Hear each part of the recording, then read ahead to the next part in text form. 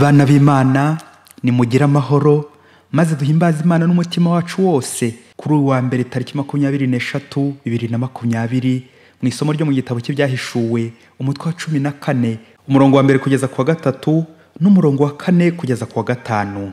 Ngewe Yohani mbona ntama wari uhagaze ku musozi wa Siyoni ari kumwe n'aba bantu 144 bafite izina rye ndetse n'izina rya se ryanditse ku gahanga kabo. Hanyuma numva ijwi riturutse mu ijuru rimeze nk'urusumo rw'amazi nyamwinshi y'inyanja cyangwa nk'umuhindagano ukaze w'inkuba. Iryo jwi numvise kandi ryari rimeze nk'indirimbo y'abacuranzi bakoze ku mirya y'inanga zabo. Baririmbaga indirimbo nshya bari imbere y'intebe y'ubwami n'imbere ya bya binyabuzima bine n'abakambwe. Kandi nta wundi washoboraga kwiga iyo ndirimbo uretse ba bantu 144 barokotse mu isi. Nibo bazaherekeza ntama hagiye hose. Barokotse mu bantu nk'umuganura ugenewe Imana na ntama kandi nta wigeze kubumva bavuga ibinyoma n'abaziranenge. Iryo ni ijambo ry'Imana. Zaburi ni ya 24. Nyagasani dore imbaga itabarika y'abagushakashaka. Isi ni y'Uhoraho hamwe n'ibiyirimo yose niye hamwe n'ibiyituyemo byose. Niwe yitendetse hejuru y'inyanja anayitereka hejuru y'inzuzi ubutayegayega. Ninde uzazamuka umusozi w'Uhoraho maze agahagarara ahantu he hatagatifu n'ufite ibiganza bidacumura n'umutima usukuye ntararikere na busi ibintu by'amahomvu. Uwazabona umugisha w'Uhoraho n'ubutungane bukomoka ku Mana umukiza we. Bene abo nibo bagize ubwoko bw'abamushaka bagashakashaka uruhanga rwawe Imana ya Yakobo. Nyagasani dore imbaga itabarika y'abagushakashaka. Amagambo mu Ivanjili ntagatifu Yezu Kristo uko yanditswe na Luka umutwe wa 21 umurongo wa 1 kugeza ku wa 4. Muri icyo gihe Yezu akaba arigishiriza mu ngoro yubura amaso abona abakungu bashyiraga imfashanyo zabo mu bubiko bw'amaturo. Abona n'umupfakazi w'umukene ashyiramo uduceri 2. Nuko aravuga ati ndababwira ukuri uriya mupfakazi w'umukene yarushije abandi gutura kuko bariya bose bashyizemo amaturo avuye mu by'ikirenga naho yashyizemo ibyari bimutunze byose mu bukene bwe. Iyo ni Ivanjili ntagatifu. Bana b'Imana aya masomo y'uyu munsi aradushishikariza iyobokamana nyaryo le vrai culte mu ngingo igira iti guhimbaza Imana nyabyo no kwitanga wese.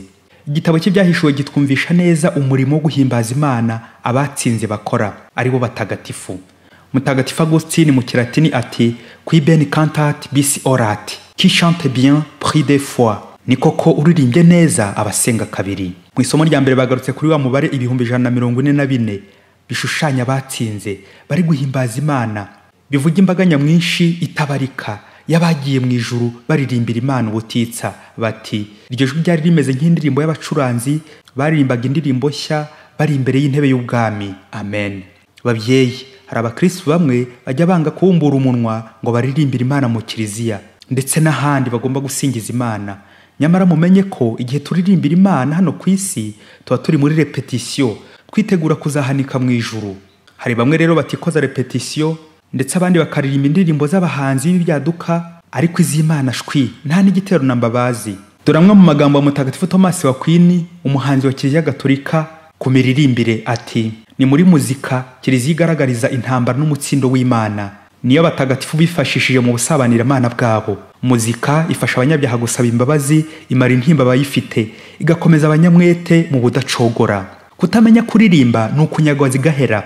Abatagatifu imitwe y'abamarayika n'ingabo zose zo mu ijuru ntizihwema kuririmba nyir'ubutagatifu. Amen. Urakoze Thomas wa Aquin.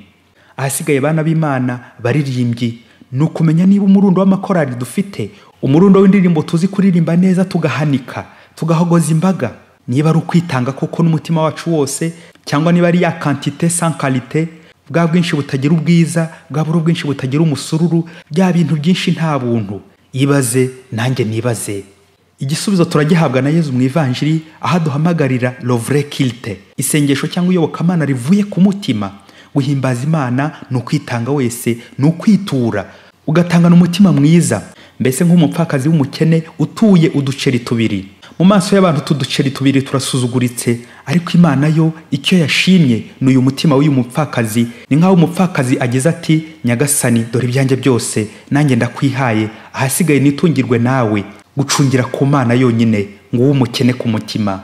Kuki abakungu atari bo bashimwe kandi aribo bashyizemo igikirenga? Ni bya bikabyo by'abanyamuziki n'abaririmbyi, abacuranzi, ni wa murengo w'abakire batanga ibya mirenge, mbese ni nko guha Imana umwanya wa nyuma. Imibore n'imice nibisigazwa, ye baba we. Gutanga imisigare ni nko kujugunya wowe ugasigara, kandi ari Imana yari ikeneye. Ituro twarihina mu bwoko bune. Hari ituro rya kiliziya y'amibyizi 3 ituruka ku murimo wawe mu mwaka buri wese agomba gutanga mu kubaka kiliziya. Hari ituro ryo mu gaseke dutambutsa mu misa no mu yandi materaniro yo gusenga rigamije ibikorwa by'urukundo, Caritas. Hari n'ituro ryo mu misa nyirizina nyuma yo kumva ijambo ry'Imana tugatura igitambo cy'Ukaristiya, umugati na divayi biza guhinduka umubiri n'amaraso bya Kristo tuza gusangira, l'Eucharistie. Ariko noneho hari n'ituro ryanjye, ubuzima bwanjye, uko mbayeho, tout mon être, uko ndi kose, ubukene bwanjye, ibibazo byanjye, abo tubana, inshuti n'abavandimwe, ibyishimo n'imibabaro byose, mu guhimbaza Imana nkabizana ntacyo nsize. Muvandimwe, ushobora gutanga ariya maturo 3 abanza, abantu bakagushima cyane. Aribyo byabaye kuri abakungu, bashyizemo byinshi ariko bakibagirwa icy'ingenzi, umutima wabo. Imana ikaba yakugaya. Gusenga, gutura, kuririmba, guhimbaza Imana ntabwo ari ugutanga gusa, ahubwo no kwitanga wese. Muri paruwasi ebyiri zari zegeranye muri Afrika ya kure, hakaba harimo umukristo umucuranzi umwe gusa. Nawe rero ntiyashoboraga gucuranga inanga mu misa batabanje kumuhemba. Yari yarashyizeho ibiciro, gucuranga misa imwe yari amadolari 50,000, kandi bakayamuha kuko ariyo gusa wari ubishoboye. Umunsi umwe rero ayo maparuwasi yombi aza kugira misa ku isaha imwe ya saa moya. Nuko umucuranzi yose arayapatanira, asigara gusa akora umubare uko hombi aza gucuranga bigakunda. Paruwasi imwe yari iri mu mujyi, indi mu cyaro. Nuko aragenda paruwasi ya mbere yo mu mujyi, asanga mbere ya misa babanje gushengerera. Nuko aribwira ati reka mbanze njya mu cyaro ubwo abakiri gushengerera. Agishingura ukuguru agiye gutega, bahita batangira misa aho ngaho mu mujyi. Ageze mu cyaro asanga nabo batangiye misa, padiri ari gusoma ivanjiri. Nuko waca afata inanga arayicana, ariko aribwira ati uyu mupadiri ndamuzi neza, asanzwe atinda mu misa, atangiye inyigisho irambiranye, hano ubwo arenze isaha ye wari kwigisha. None ubwo ncanye inanga, reka nihute nsubire mu mujyi mbacurangire vuba vuba, ubundi ngaruke nsange arangije kwigisha. Nuko wa mucuranzi ageze kuri paruwasi yo mu mujyi, asanga misa irahumuje, dore ko nyine mu mujyi nta no gutinda bibamo. N'isoni nyinshi uwo mucuranzi yibaza uko agiye kwishyuza ayo atigeze akorera. Nuko agira ibyago n'ubundi n'imvura ibyivangamo, ariko ahita yihuta asubira mu cyaro ngo arasanga padiri agiye kurangiza kwigisha.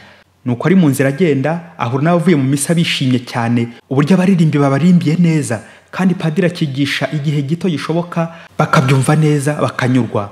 Wa mucuranzi arababara cyane, abazwa n'ibintu bibiri, ko imibare ye yose yapfuye, ahombye 100,000 ku munsi. Ikindi cyamubaje nuko byagenze neza, bakaririmba neza atabacurangiye.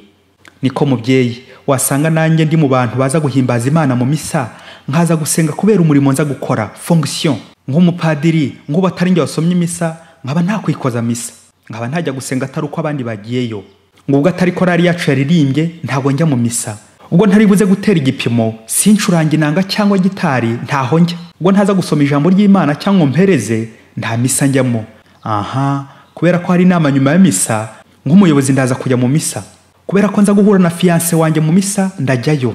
Ngiye imibare dukora, ngaya amaturo y'imirengo y'abakire, Yezu ari kunenga uyu munsi.